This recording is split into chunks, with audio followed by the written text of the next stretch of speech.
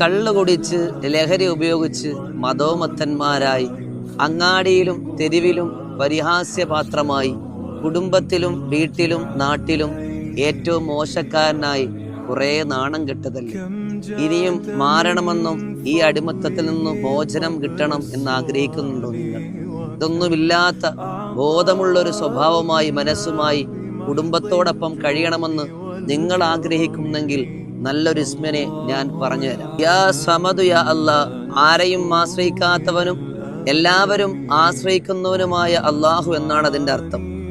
ഈ ഇസ്മിനെ വ്യാഴം വെള്ളി ശനി ദിവസങ്ങൾ നോമ്പെടുക്കുകയും എല്ലാ ദിവസവും 100 തവണ ഈ സുന്ദരമായ ഇസ്മിനെ ചൊല്ലുകയും ചെയ്താൽ അല്ലാഹു തആല ഈ ലഹരി എന്ന അടിമത്തത്തിൽ നിന്ന് മോചനം നൽകുകയും നല്ലൊരു ജീവിതത്തെ നിങ്ങളുടെ കുടുംബത്തിന് ഉപകാരപ്പെടുന്ന ഒരു വ്യക്തിയായി നിങ്ങൾ അല്ലാഹു തആല